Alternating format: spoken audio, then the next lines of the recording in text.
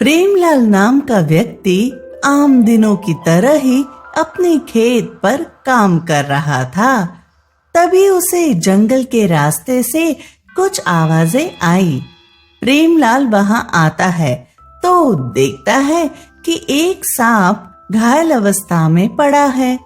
अरे, इसके जख्म तो बहुत गहरे लगते हैं।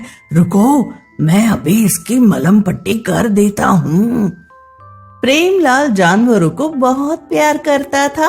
उन्हें तकलीफ में देख प्रेमलाल उनकी मदद किया करता था।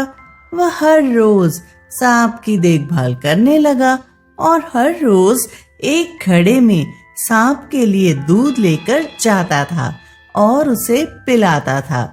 कई दिनों तक प्रेमलाल सांप को दूध पिलाता है। एक दिन जब प्रेमलाल एक घड़ा दूध लेकर सांप के पास आया, तब दूध पीकर सांप बोला, प्रेमलाल, तुम बहुत ही अच्छे इंसान हो। तुमने मेरी बहुत मदद की है। तुम मुझे हर रोज एक घड़ा दूध भी पिलाते हो, इसलिए मैं तुम्हें कुछ देना चाहता हूँ। प्रेमलाल सांप की बातों को सुन हैरान रह जाता है। वह जिस मिट्टी के घड़े में दूध लेकर आया था, वह घड़ा सोने के घड़े में बदल जाता है और उसमें ढेर सारे धन भर जाते हैं। जाओ प्रेमलाल, इस जादुई घड़े को अपने साथ लेकर जाओ। इस घड़े को धन कभी खत्म नहीं होगा। तुम जितना चाहोगे उतना धन यह घड़ा तुम्हें देगा। यह सुन प्रेमलाल बहुत खुश हो जाता है और घड़े को छिपाकर घर ले आता है। प्रेमलाल उसमें से ही धन निकालकर इस्तेमाल करता था। अब उसे किसी चीज की कोई कमी नहीं थी। अब भी वह रोज सांप को दूध पिलाने जाया करता था। जादुई घड़े को प्रेमलाल ने अपने अलमारी में रख ली थी और एक नई मिट्टी के घड़े में सांप के लिए दूध लेकर जाया करता था। एक बार की बात है, प्रेमलाल के घर उसके चाचा का बेटा मंटू कुछ महीने के लिए रहने आया। मंटू हर रोज प्रेमलाल को एक घड़ा दूध ले जाते देखता था। वह समझ नहीं पाता था कि प्रेमलाल उस एक घड़े दूध का क्या करता है। इसलिए उसने सोचा, क्यों ना भैया का पीछा किया जाए और पता लगाया जाए कि भैया उस दूध का करते क्या है। मंटू लाल प्रेमलाल का पीछा करता है तो देखता है प्रेमलाल एक सांप को दूध पिला रहा है। यह देख वह आश्चर्य में पड़ जाता है। भैया, सांप को दूध क्यों पिलाते हैं? मुझे पता करना होगा। जब प्रेमलाल सांप को दूध पिलाकर घर वापस आया, तब मंटू उससे कहा, भैया, आप एक सांप को दूध पिलाते हो, मगर क्यों? यह तुम्हें किसने कहा? भैया, मैं उस रास्ते से गुजर रहा था, तभी मैंने देखा आप सांप को दूध पिला रहे हैं। अच्छा, ऐसा है? ठीक है, मैं तुम्हें सच्चाई बताता हूँ, मगर तुम यह सच्चाई किसी को मत बताना। हाँ भैया, आप बताओ, मैं किसी को कुछ नहीं बताने वाला हूँ। प्रेमलाल अपने छोटे भाई मंटू को सांप और जादुई घर से जुड़ी सारी सच्चाई बता देता है। अरे वाह भैया, आपकी तो किस्मत खुल गई, बहुत बढ़िया है। चुप हो जा, इतना जोर से मत बोल, सभी सुन लेंगे।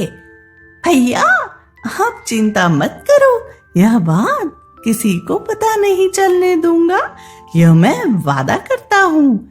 जब से मंटू ने जादुई सोने के घड़े की बात सुनी, तब से ही उसके मन में लालच आ गया था। वह भी जादुई घड़ा पाना चाह रहा था। मंटू सोचता है, जब भैया को जादुई घड़ा मिल सकता है तो मुझे क्यों नहीं। मैं भी उस सांप को घड़े भरकर दूध पिलाता हूँ, फिर वह भी मुझे जादुई घड़ा देगा। यही सोचकर मंटू एक घड़ा दूध लेकर सांप के पास पहुंचता है। प्रेमलाल के पहुंचने से पहले ही मंटू एक घड़ा दूध सांप को पिला देता है। फिर कहता है, ए सांप, मैंने तुझे एक घड़ा दूध पिलाया है, अब तू इस घड़े को जादुई घड़े में बदल दे। इतना कहकर मिट्टी के घड़े को जादुई घड़े में बदलने का इंतजार करने लगता है। कुछ देर इंतजार करने के बाद मंटू जोर से चिल्लाते हुए कहता है, क्या तुम्हें सुनाई दे पा रहा? मैं तुमसे कुछ कह रहा हूँ। मुझे भी जादुई घड़ा दो। जैसा घड़ा तुमने मेरे भैया प्रेमलाल को दिया वैसा ही मुझे भी दो। देते हो या नहीं? मंटू डंडा लेकर सांप के पास आता है। सांप गुस्से से कहता है, तुम कौन हो? मैं तुम्हें नहीं जानता, चले जाओ यहाँ से। मैं नहीं जाने वाला, मुझे जादुई घड़ा दो, तभी मैं जाऊंगा। इतना कहकर वह सांप को एक डंडा मारता है। मूर्ख इंसान, ये तुमने अच्छा नहीं किया। मिट्टी का घड़ा काले घड़े में बदल जाता है और वहां से गायब हो जाता है। तुम्हारी सजा है कि तुम आज से और अभी से ही इंसानी रूप से पंछी के रूप में बदल जाओगे और उसी रूप में अपनी बाकी की जिंदगी व्यतीत करोगे। मंटू इंसान से एक पंछी बन जाता है। वह बहुत रोता और गिड़गिड़ाता है, लेकिन सांप उसकी एक नहीं सुनता है। मंटू पंछी के रूप में प्रेमलाल के पास पहुंचता है और उसे पूरा कहानी सुनाता है। मंटू, यह तुमने क्या कर दिया? आज तुम्हारी लालच की वजह से तुम इस रूप में आ चुके हो, लेकिन मैं तो तुम्हारा भाई हूँ। मैं तो तुम्हारा भला ही सोचूंगा, इसलिए मैं एक बार सांप से तुम्हारी ओर से माफी जरूर मांगूंगा। प्रेमलाल और मंटू पंछी के रूप में सांप के पास पहुंचते हैं। कृपया आप इसे माफ कर दीजिए। हाँ, ये मेरा छोटा भाई है, इसने लालच में आकर ऐसी गलती कर दी है। अब से ऐसा कुछ भी नहीं करेगा। मैं उसकी तरफ से आपसे माफी मांगता हूँ। नहीं प्रेमलाल, तुम माफी मत मांगो। तुम तो बहुत ही अच्छे इंसान हो, लेकिन तुम्हारा भाई एक लालची और निर्दयी इंसान है। उसे मैं माफ नहीं करूंगा। मैं समझता हूँ इसने गलती की है, यह नासमझ है, अभी छोटा है, इसलिए आप इसे माफ कर दीजिए। मैं इसे समझा दूंगा। अच्छा, ठीक है, तुम्हारे कहने पर मैं इसे माफ करता हूँ। कृपया यह बताएं कि मेरा भाई वापस इंसानी रूप में कैसे आ पाएगा? यहाँ से सीधा जाना, फिर तुम्हें बहुत बड़ा पेड़ दिखेगा। पेड़ के पास वाली मिट्टी को खोदना, उसमें तुम्हें काले रंग का एक घड़ा दिखेगा। वहां लेकर यहाँ आ जाओ। प्रेमलाल मिट्टी खोदकर काले रंग का घर ले आता है। वह यही घड़ा था जिसे सांप ने गायब कर दिया था। मैं घड़े को ले आया, अब क्या करना होगा?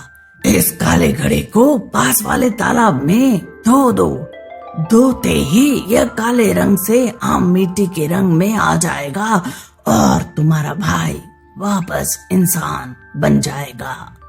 प्रेमलाल तालाब में घड़े को धो देता है। घड़ा मिट्टी के रंग का हो जाता है।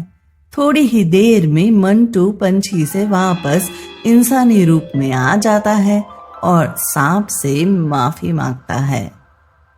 मुझे माफ कर दीजिए, मैंने आपके साथ बहुत गलत किया। मैं लालच में आ गया था। अच्छा, ठीक है, अब जाओ। प्रेमलाल और मंटू घर आते हैं। भैया, आप भी मुझे माफ कर दीजिए। मेरी वजह से आपको कितनी तकलीफ उठानी पड़ी। अब से मैं ऐसा कभी नहीं करूंगा। कोई बात नहीं मंटू, मैंने तुम्हें माफ कर दिया।